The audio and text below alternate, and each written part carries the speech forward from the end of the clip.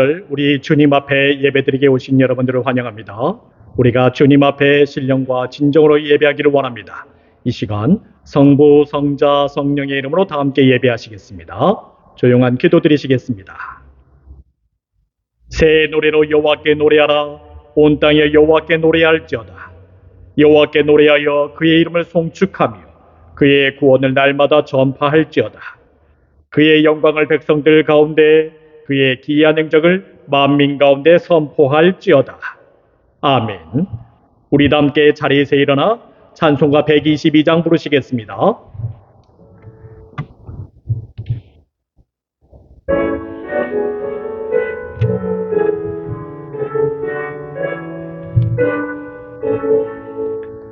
참번 가은 성도여 다 이리 와서 베들레헴 성 안에 가봅시다. 저 고요에 놓이신 아기를 보고 엎드려 절하세 엎드려 절하세 엎드려 절하세 구주 나셨네.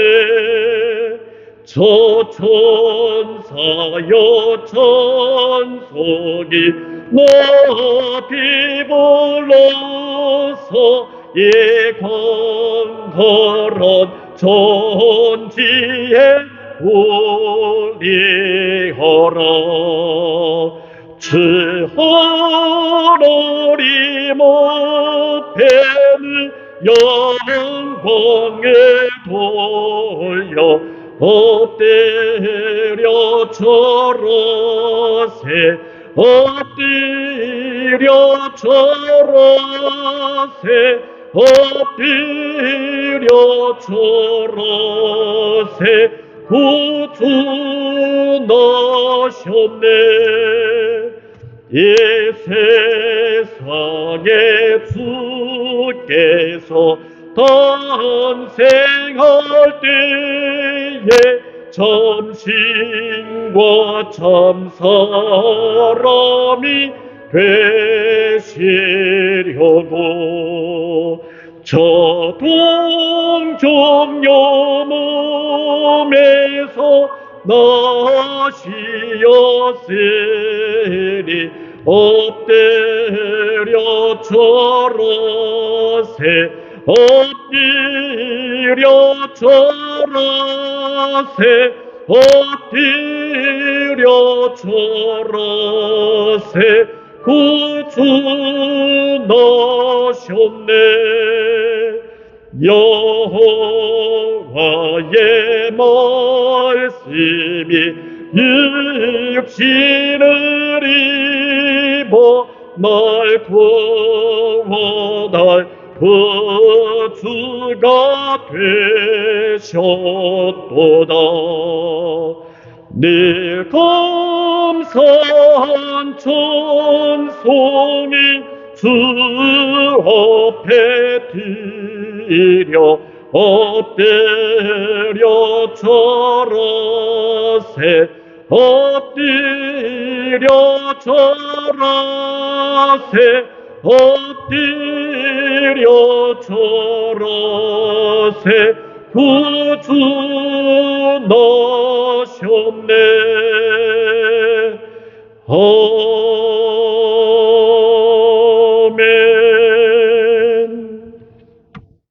우리 다 함께 사도신경 하심으로써 우리의 신앙을 고백하겠습니다. 전능하사 천지를 만드신 하나님 아버지를 내가 믿사오며 그 외아들 우리 주 예수 그리스도를 믿사오니 이는 성녀로 잉태하사 동정녀 마리아에게 나시고 본디오 빌라도에게 고난을 받으사 십자가에 못 박혀 죽으시고 장사한 뒤 사흘 만에 죽은 자 가운데서 다시 살아나시며 하늘에 오르사 전능하신 하나님 편한 자에 계시다가 저리로서 산자와 죽은 자를 심판으로 오시리라. 성령을 믿사오며 거룩한 공예와 성도가 서로 교통하는 것과 죄를 사하여 주시는 것과 몸이 다시 사는 것과 영원히 사는 것을 믿사옵나이다. 아멘. 우리도 함께 교동을 하시겠습니다. 120번 성탄절로 같이 교독하시겠습니다. 한 아기가 우리에게 낳고 한 아들을 우리에게 주신 바 되었는데 그 어깨에는 두살을 이었고 그 이름을 들려라 모사라 전능하시는 하나님이라 영절하시는 아버지라 평강의 왕이라 할 것입니다. 그 역사와 평강의 거함이 무궁하며 또 다윗의 위에 앉아서 그 나라를 굳게 세우고 작은 이유 영광으로 평강과 공의로 그들을 존중하실 것이라. 아멘. 우리 함께 찬송가 1장으로 송행하시겠습니다.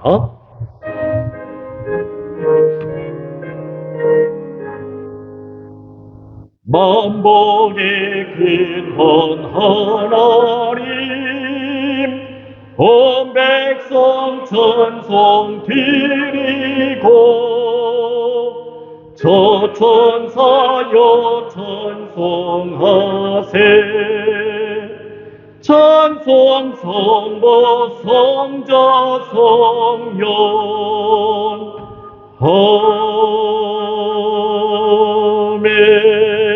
아멘. 자리에 앉아주시기 바랍니다. 우리 다 함께 주님께서 가르쳐 주신 기도 드리시겠습니다. 하늘에 계신 우리 아버지여, 이름이 거룩히 여김을 받으시오며 나라의 임하옵시며 뜻이 하늘에서 이루어진 것 같이 땅에서도 이루어지이다. 오늘날 우리 일용할 양식을 주옵시고 우리가 우리에게 죄진 자를 사하여 준 것 같이 우리 죄를 사하여 주옵시고 우리를 시험에 들게 하지 마옵시고 다만 악에서 구하옵소서. 대개의 나라와 권세와 영광이 아버지께 영원히 있사옵나이다. 아멘. 성경 말씀 봉독하겠습니다. 누가복음 2장 1절에서 6절까지의 말씀입니다.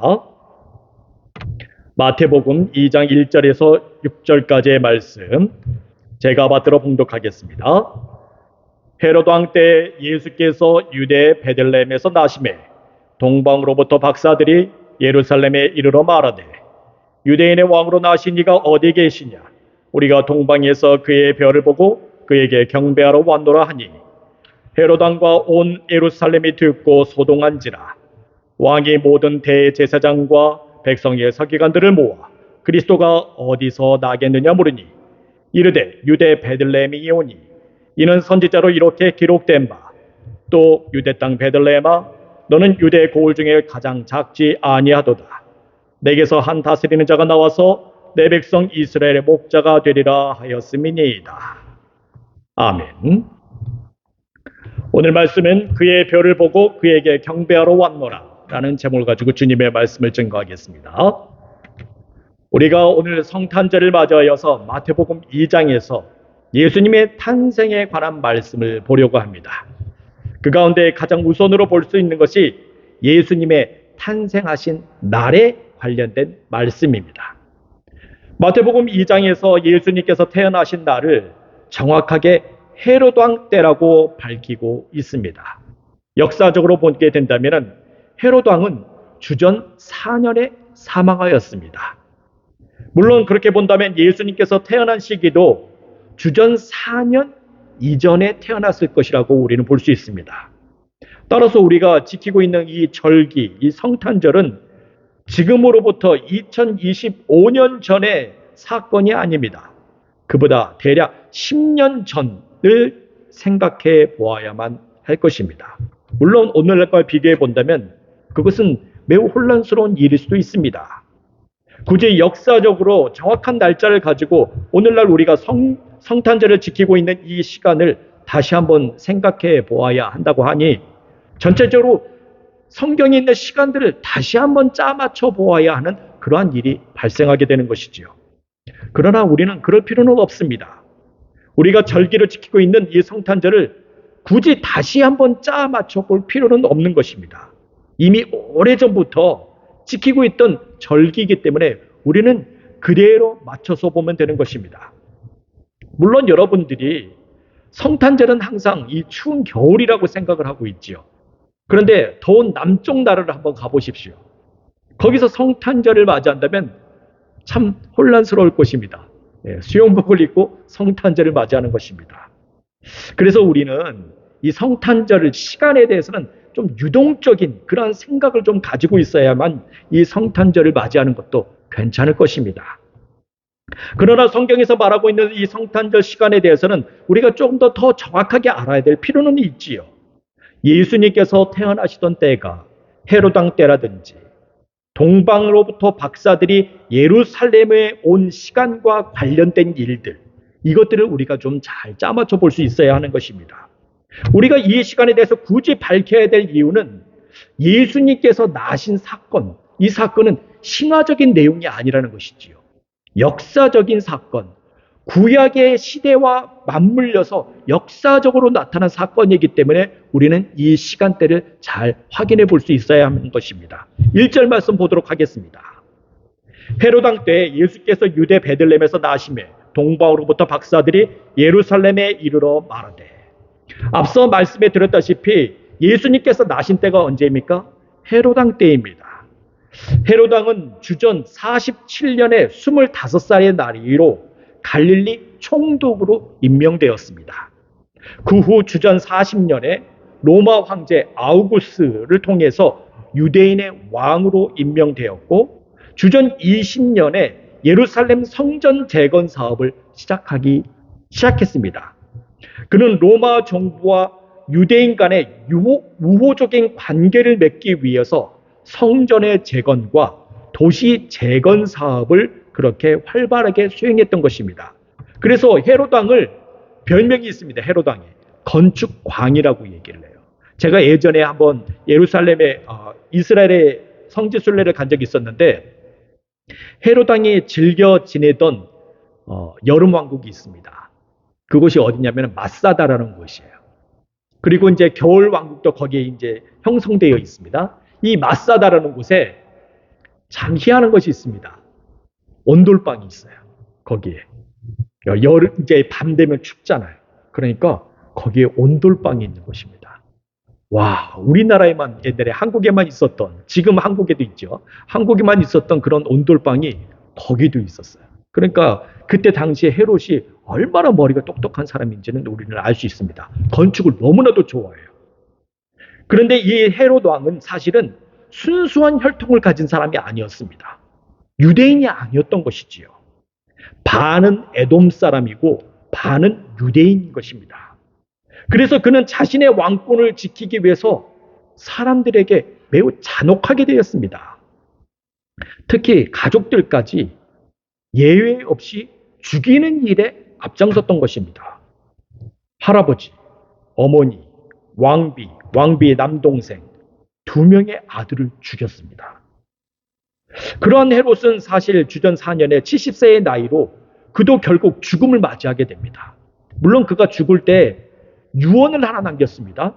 그게 뭐냐면 자신이 죽은 다음에 국가 애도 기간이 있으면은 여리고에 있는 경기장에 유대인 지도자들을 모으라는 것입니다. 그리고 그 유대인 지도자들을 모조리 다 죽이라고 명령을 했습니다. 이렇듯 헤롯 왕은 매우 잔악무도한 사람이었습니다. 자신의 왕권을 지키기 위해서 수단과 방법을 가리지 않았습니다. 예수님은 이처럼 무자비한 헤롯 왕이 다스리던 그 시대에 태어났던 것입니다.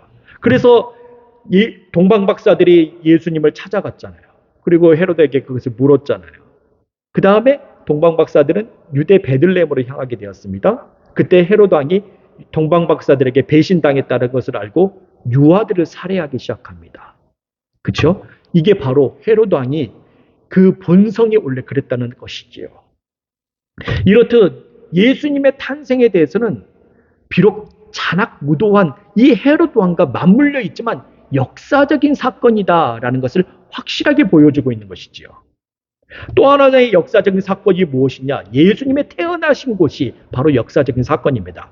유대 베들레헴이라는 곳이죠.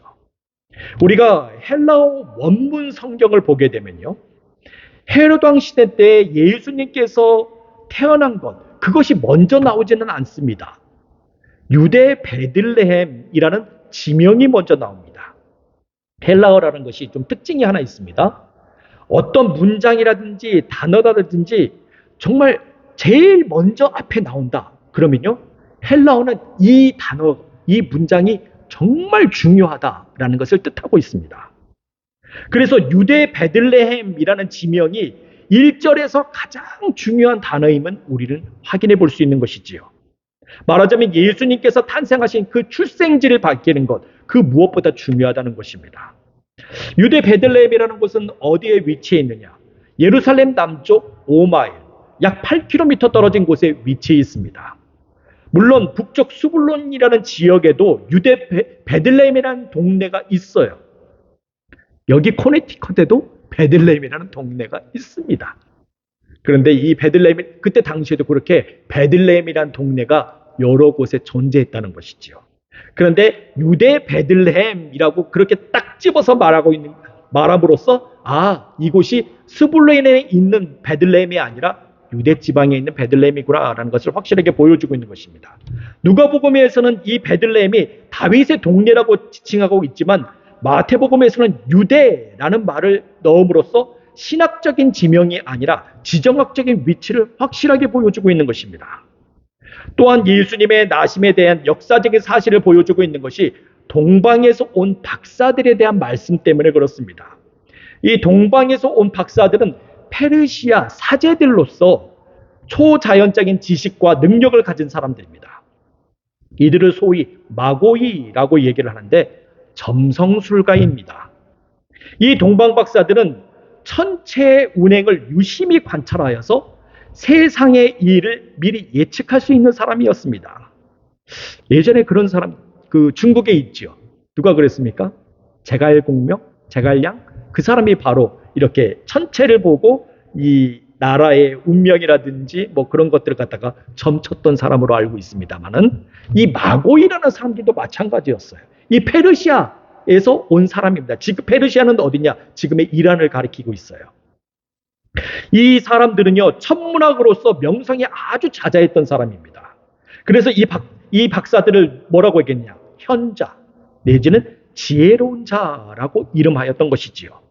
종교사학적으로 보게 되면요, 이 사람들은 제사장 부류였습니다. 하나님의 창조를 우주의 창조로 보는 자들이었지요. 그래서 이 페르시아 시대 때의 어떠한 그 흐름이 성경에도 드러나 있는 곳이 있습니다. 그게 어디냐? 창세기 1장이에요. 우리가 창세기 1장을 보게 되면요, 우주 창조가 나오잖아요. 이거는요, 페르시아 시대 때의 영향을 받아서 이 창조의 역사에 대해서 기록을 해놨기 때문에 그렇습니다. 페르시아 사람들은요, 사람, 에덴 동산 그것을 먼저 얘기하지 않아요. 우주의 창조를 먼저 얘기합니다.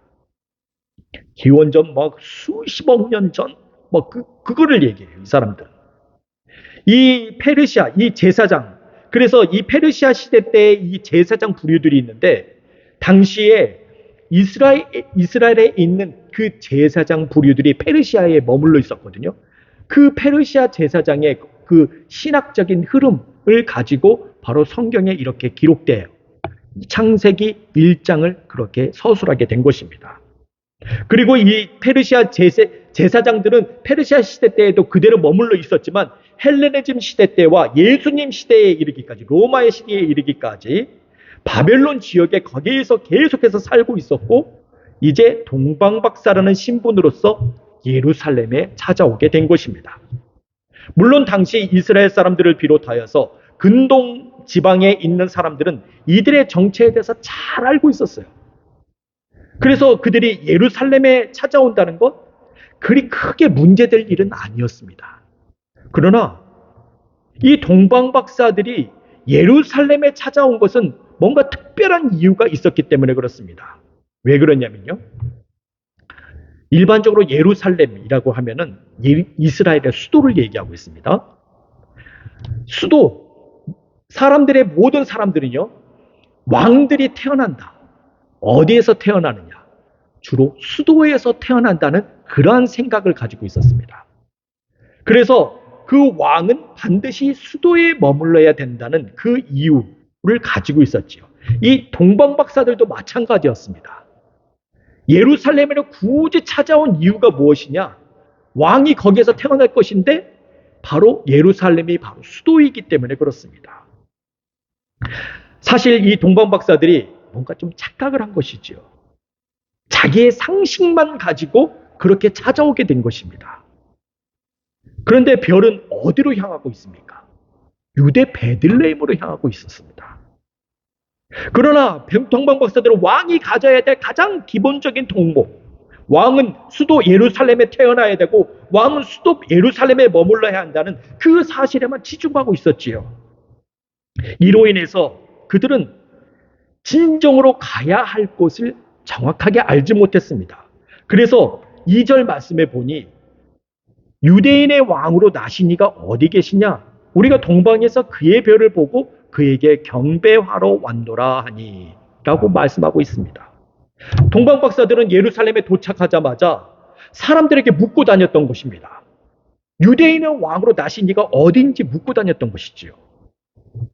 그들이 묻는 말에는 예수님께서 이미 탄생하셨고 그들은 그분이 여기 예루살렘에 계시고 있다라는 것을 확신하고 있었습니다.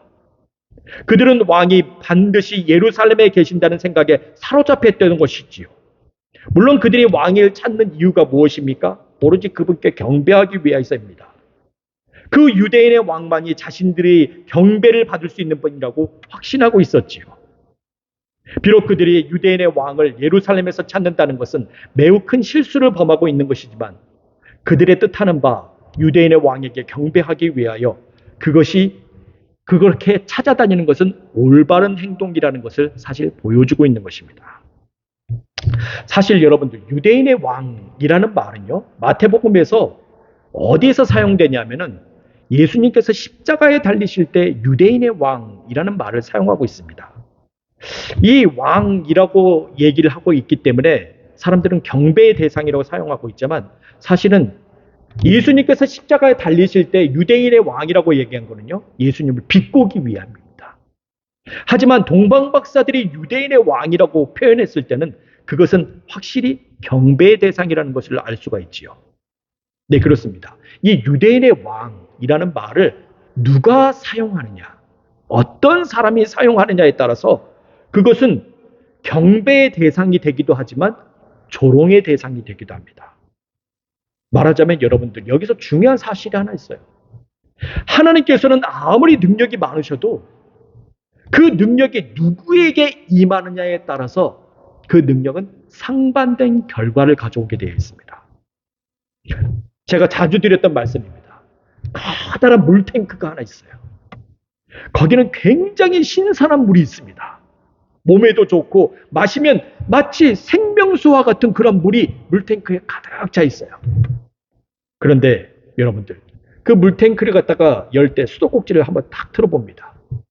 그래서 물탱크에 있는 물을 마실 수가 있죠. 그런데 여러분들 아무리 깨끗한 물이어도 수도꼭지가 지저분하면 어떻게 됩니까? 더러운 물이 나와요. 수도꼭지가 깨끗해야만이 그것이 깨끗한 물로 나올 수 있습니다.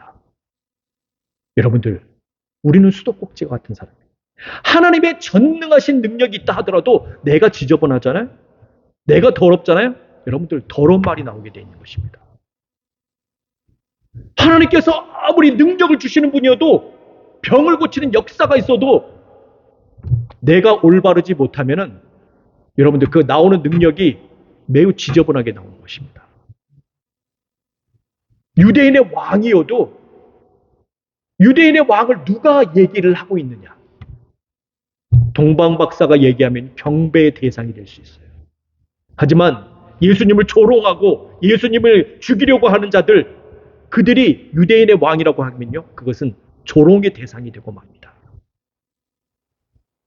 예수님의 태어난 시기, 예수님의 신분, 예수님의 그 출처가 확실한다 하더라도 누구를 통해서 나타나느냐, 그것이 굉장히 중요한 것이지요. 그래서 예수님께서는 예수님의 탄생의 완전함을 이루기 위해서 누구를 통해서 나타나셨습니까? 의로운 요셉과 동정녀 마리아를 택하신 것입니다. 만일 요셉과 동정녀 마리아가 없었다면 예수님의 탄생은 그때가 아니었을 것입니다. 더 후대로 미뤄질 수 있습니다. 그것을 어디에서 확인해 볼 수 있습니까? 우리는 이사야 7장에 있는 말씀을 통해서 확인해 볼 수 있습니다. 이사야 7장 14절의 말씀을 보게 되면 그러므로 주께서 친히 징조를 너에게 주실 것이라. 보라, 처녀가 잉태하여 아들을 낳을 것이요 그 이름을 임마누엘이라 하리라 라는 말씀이 있습니다. 이 말씀은 주전 742년에서 734년에 주신 말씀입니다. 그 당시에 예언을 성취하기 위해서 결혼하지 않은 처녀들이 굉장히 많았어요. 그 이유가 무엇입니까? 말씀의 정황 때문에 그래요. 당시 시리아와 에브라임 동맹군이 일어나서 남유다와 전쟁을 벌였습니다. 그로 인해서 남유다는 아수르 군대를 끌어들여서 동맹을 맺었고 후에 시리아 에브라임 연합군을 무찌르려고 하였지요.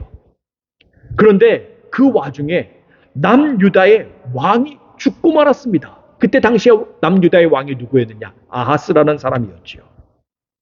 전쟁을 벌이려고 하는데 왕이 죽어버렸어요. 어떻게 전쟁을 벌여요? 예전에 우리나라도 있었잖아요. 재작년이죠? 작년인가요?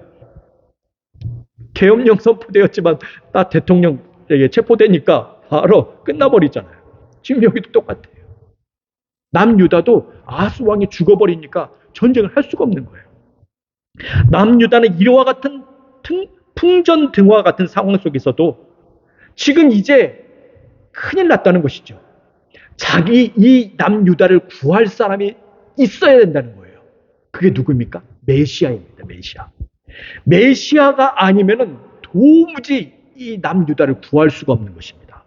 그래서 이 말씀이 나온 거예요. 이때 말씀이 나왔는데 처녀가 잉태하여 아들을 낳으리니 메시아가 있는 거죠. 그래서 처녀들이 결혼을 하지 않았습니다. 왜? 풍전등화와 같은 남유다를 구원해 보기 위해서, 메시아를 탄생시켜 보기 위해서 처녀들이 결혼을 하지 않았던 거예요. 그 후 메시아가 태어났습니까? 태어나지 못했어요. 언제까지 태어나지 못했어요? 730년이라는 세월이 지날 동안에 메시아가 태어나지 못했던 거예요. 왜 그렇습니까? 왜 730년이라는 시간 동안에 이 메시아가 태어나지 못했냐는 거예요. 거기에는 의로운 요셉과 동정녀 마리아와 같은 사람이 없었기 때문에 그렇습니다. 730년 전이나 730년이 지난 후에나 말씀은 똑같지만 그 말씀을 받을 만한 자인지 아닌지에 따라서 말씀의 성취는 달라지게 되어 있는 것입니다. 유대인의 왕이라는 표현도 마찬가지이죠. 유대 당국자나 로마 군인들이 사용하게 되면 조롱하는 말이 되지만 동방박사처럼 순수하게 유대인의 왕으로 경배하러 왔다라. 그것은 참으로 올바른 말씀이 되는 것입니다. 물론 동방박사들은 3절 말씀을 보게 되니 헤롯 왕과 온 예루살렘은 이 말을 듣고 큰 소동을 일으켰다고 말하고 있습니다. 헤롯 왕과 온 예루살렘이 듣고 소동한지라. 네, 그렇습니다. 동방박사와는 달리 헤롯 왕과 온 예루살렘이 한바탕 큰 소문이 나오게 되는 것입니다. 왕권을 목숨보다 더 귀히 여겼던 헤롯은 이 소식을 듣고 이제 자기의 왕권이 끝난 것이라고 지금 생각하고 있었던 것이죠. 그래서 난리가 난 것입니다. 그리고 헤롯뿐만이 아니라 예루살렘에도 소동이 일어났다고 얘기를 하고 있습니다. 여기에서는 좀 우리가 의문을 가질 필요가 있죠. 헤롯은 왕권을 뺏길까봐 소동이 일어났다는 것에 대해서 난리가 났지만 예루살렘은 왜 소동이 일어났냐는 것이죠. 여기서 우리는 소동하다라는 헬라어를 살펴볼 수 있어야 됩니다. 세이에인이라고 얘기를 하는데 예루살렘에 있는 모든 사람들이 놀랄 만큼 매우 충격적이다라는 뜻을 가지고 있습니다.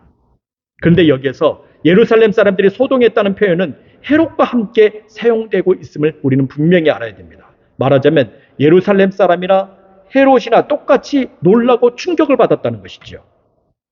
물론 예루살렘 사람과 헤롯이 똑같은 이유를 가지고 놀라고 충격받은 것은 아닙니다. 사실은 예루살렘 사람들은 매우 민족주의적인 사람들이에요. 열광에 흥분에 찬 사람들이었습니다. 그들은 메시아를 간절히 기다리고 있었지요. 왜? 이스라엘이 해방되기를 원했던 것이지요. 그러나 헤롯은 어떻습니까? 자신의 왕권을 빼앗길까봐 그렇게 난리가 난 것입니다. 염려한 것입니다. 이 두 개의 소동은 엄연히 다릅니다. 제가 계속해서 지금 말씀해 드리는 것과 같이 연결되어 있어요. 엄연히 다른데 하지만 이 둘의 결론은 같아요. 헤롯 왕과 온 예루살렘은 똑같은 결론에 일어나게 됩니다. 일단 헤롯은 4절 말씀에 보니 대제사장과 서기관들을 모아서 그리스도의 탄생 출처에 대해서 묻고 있습니다. 왕이 모든 대제사장과 백성의 서기관들을 모아 그리스도가 어디서 나겠느냐 물으니, 네, 그렇습니다. 헤롯은 이 난리 중에 어떻게든 이 일을 마무리해 보기 위해서 자신들의 측근과 성경에 통달한 자를 불러 모으고 있습니다. 헤롯이 불러 모은 사람들 중에 누가 있습니까? 대제사장들이 있지요. 이 대제사장들은 누구입니까? 하나님께 예배드리는 자들입니다. 그리고 예배드리는 자들의 수장이 있지요. 이 대제사장들은 그때 당시에 계대를 이어서 대제사장이 되었습니다. 그래서 하나의 큰 무리를 이루고 있었어요. 그들은 성전의 모든 예배를 관장하는 자들로서 고위급 제사장들로 이루어져 있었습니다. 또한 헤롯은 누구를 불러 모았습니까? 서기관들을 불러 모았습니다. 이 서기관들은 누구냐? 전문적으로 성경을 연구하는 사람들입니다. 학식이 높은 사람들이죠. 성경을 기술하는 자들로서 어찌 보면 성경을 보급하는 사람들일 수도 있습니다. 그래서 이 무리들을 소위 산헤드린 공의회라고 부르고 있습니다. 이들은 각 지파별로 6명의 대의원을 선출하였고 총 72명의 구성으로 되어 있었습니다. 순수한 이스라엘 혈통을 지진 자들이었고 최고 의회 기관이기도 했지요. 유대법을 다루는 수프림 콜트와 같은 그런 역할을 했습니다. 예수님께서도 십자가에 짊어지시기 전에 신문을 받을 때 이 의회에 끌려와서 그렇게 신문을 받았습니다. 헤롯은 이렇게 유대법과 성경에 대해서 전문적인 지식을 가진 자들을 불러 모았고 그들에게 묻습니다. 그리스도가 어디에서 나게 될 것인지. 여기서 물었다라고 말하는 헬라어가 있습니다. 에픈타 테토라고 얘기를 하는데 미완료 시제로 되어 있어요. 임퍼펙트 그래머로 가지고 있습니다. 그래서 헤롯이 이들을 불러 모아서 한 번 부른 게 아니에요. 여러 번 부른 것입니다. 유대인의 왕으로 나실 리가 과연 어디에 계시는지 여러 번 물었던 것이지요. 왜? 헤롯은 이 일이 너무 심각했어요. 그래서 질문이 한 번에 그치지 않고 여러 번에 걸쳐서 물었던 것입니다. 물론 대제사장과 백성의 서기관들은 헤롯의 여러 번 묻는 답에 대해서 똑같이 반복해서 얘기를 했습니다. 그들도 헤롯이 메시아에 대해 인지했던 것만큼 반복해서 메시아에 대해서 알게 되었던 것이지요. 그래서 그들은 유대 땅 베들레헴에서 태어날 왕은 앞으로 이스라엘에서 어떠한 역할을 하게 될 것인지에 대해서 잘 알고 있었어요. 심지어 동방박사들이 모르고 있는 사실조차도 이들은 성경 연구를 통해서 그들의 역사적인 전통을 통해서 그것을 잘 꿰뚫어 알고 있었지요. 그러나 여러분들, 그렇게 성경에 대해서 통달한 사람, 헤롯과 똑같은 일을 반복하고 있다는 것입니다. 마치 헤롯과 온 예루살렘이 다른 이유로 소동했지만 똑같은 결말을 보여준 것처럼 헤롯이나 대제사장이나 백성의 서기관들 똑같은 결말을 내고 있다는 것이지요. 성경 말씀을 그들은 대답을 해주었지만 대답을 해준 그들도 헤롯과 똑같은 행동을 하고 있습니다. 무엇을 얘기했을까요? 5절과 6절 말씀입니다. 이르되 유대 베들레헴이오니 이는 선지자로 이렇게 기록된 바 또 유대 땅 베들레헴아 너는 유대 고을 중에 가장 작지 아니하도다. 내게서 한 다스리는 자가 나와서 내 백성 이스라엘의 목자가 되리라 하였음이니이다. 대제사장과 서기관들은 예수님께서 메시아가 어디서 날지에 대해서 정확하게 알고 있었습니다. 스불론에 있는 베들레헴인지 내지는 유대 땅에 있는 베들레헴인지 정확하게 말하기 위해서 유대 땅 베들레헴이라는 지명을 딱 집어서 얘기를 하고 있습니다. 미가서 5장 2절에 관한 말씀을 가지고 그들은 예언을 하고 있지요. 베들레헴 에브라다야 너는 유다 족속 중에 작을지라도 이스라엘을 다스릴 자가 내게로 나올 것이라. 그는 그의 근본은 상고에 영원에 있느니라 라는 말씀입니다. 사실 이 말씀은 북왕국 이스라엘이 멸망하기 바로 직전에 주신 말씀입니다. 북왕국 이스라엘은 주전 721년에 멸망을 했습니다. 그리고 이 말씀은 주전 722년에 주신 말씀이죠. 그러니까 이 말씀이 주신 연도가 어떻게 되느냐? 북왕국 이스라엘이 멸망하기 1년 전에 주신 말씀이에요. 여러분들, 이때의 상황이 어땠을 것 같습니까?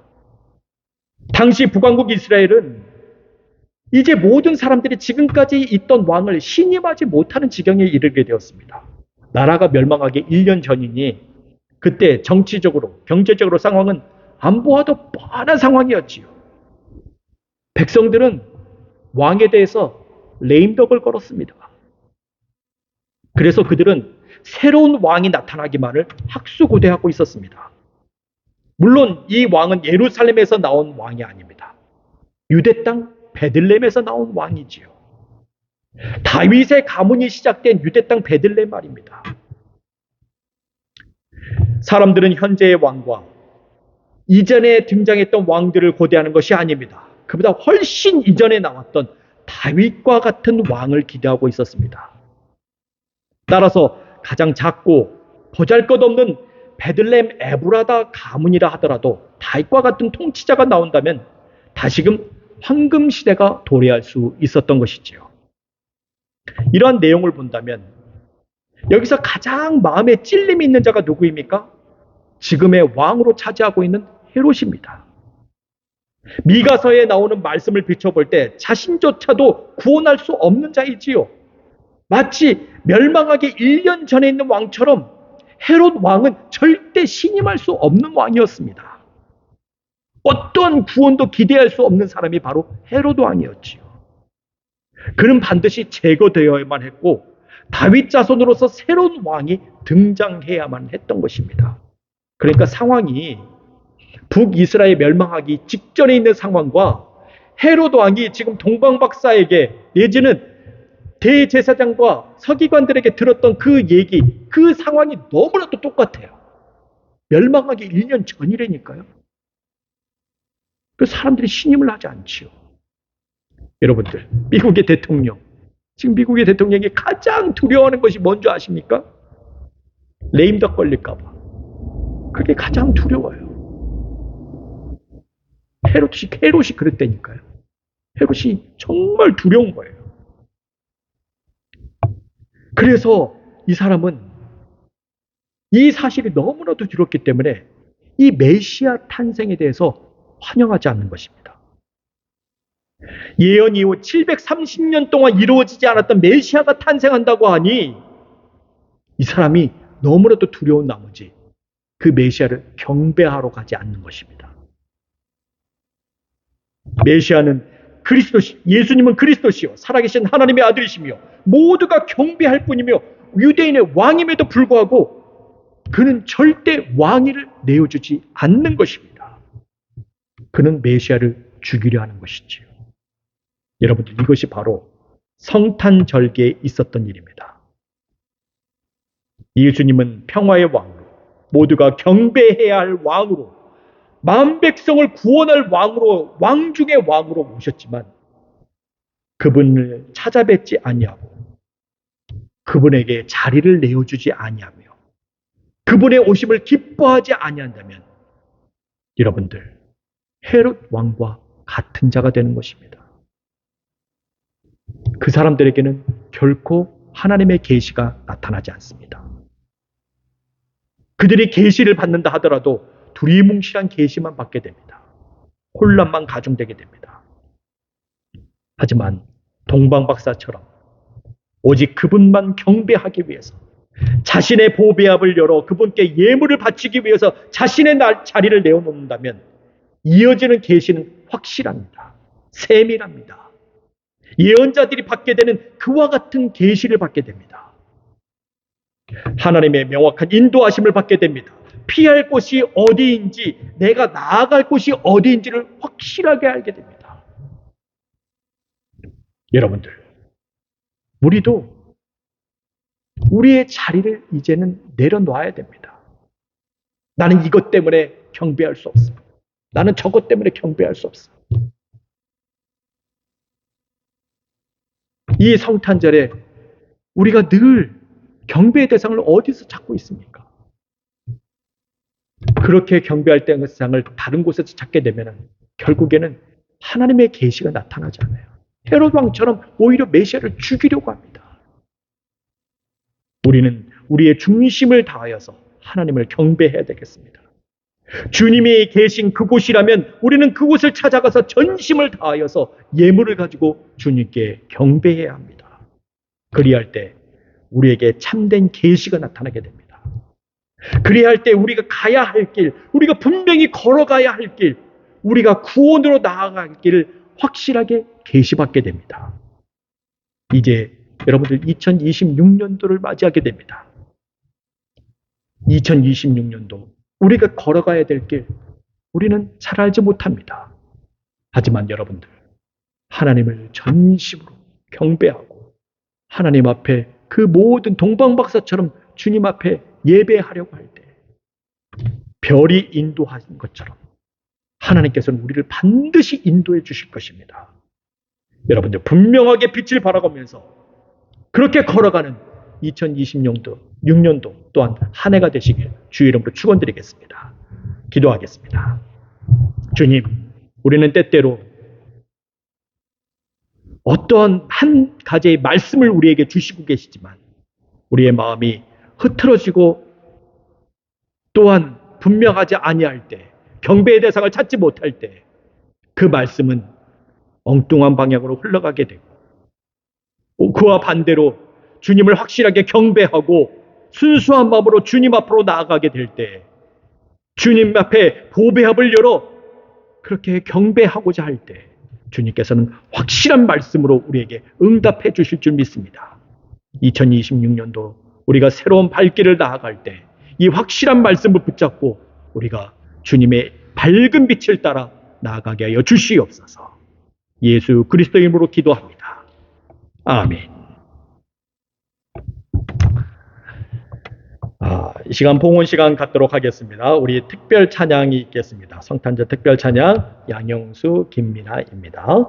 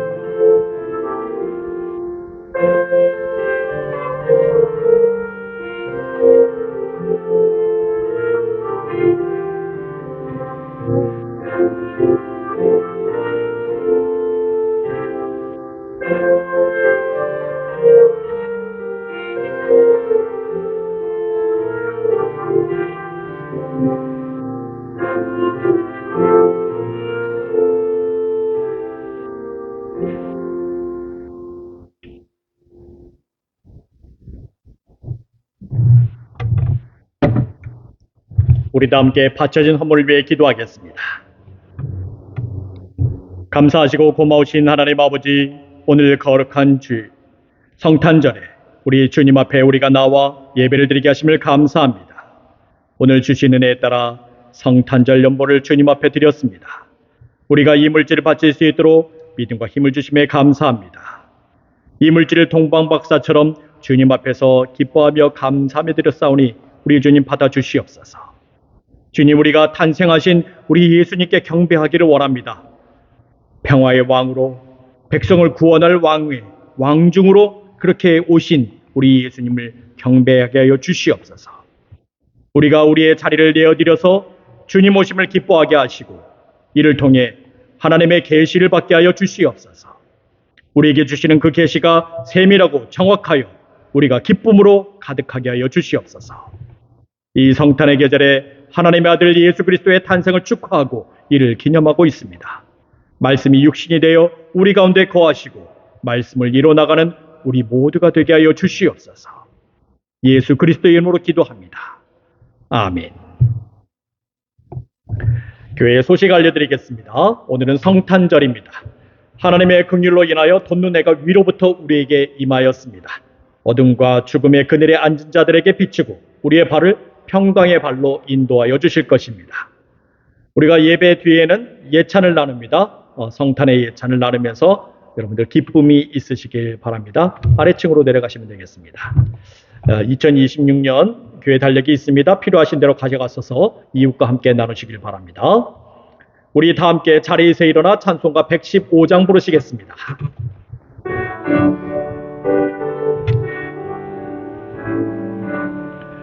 기쁘다 구주 오셨네 만 백성 맞으러 온 교회여 다 일어나 다 찬양하여라 다 찬양하여라 다 찬양하여라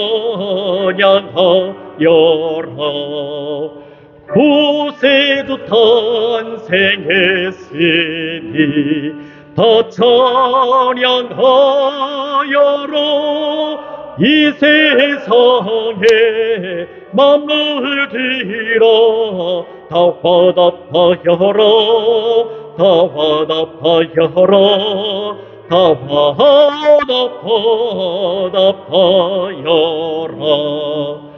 온 세상 죄를 사하려 주 예수 오셨네 죄와 슬픔 몰아내고 다 구원하시네 다 구원하시네 다 구원하시네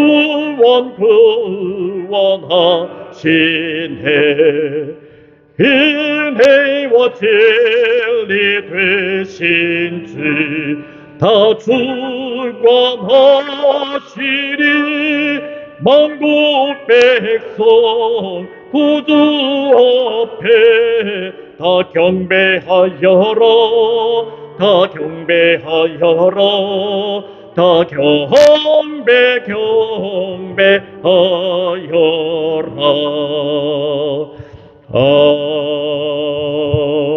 아멘. 우리 다 함께 기도하겠습니다. 지금은 길이요 진리요 생명 되시며 부활 되신 우리 구주 예수 그리스도의 은혜와 독생자 예수 그리스도를 이 땅에 보내신 하나님 아버지의 극진하신 사랑과 성령의 교통하시고 내주하시고 충만하게 임재하심이 주님을 모시고 경배함으로 주님의 세밀하고 정확한 계시를 받아 기뻐하고 또 기뻐하기를 원하는 사랑하는 성도들 머리머리 위에, 이들의 가정과 일하는 곳들과 공부하는 곳 그 모든 처소들 위에, 두고 온 고국과 이 미국 땅 위에 지금으로부터 영원토록 함께 하시길 간절히 축원하옵나이다. 아멘.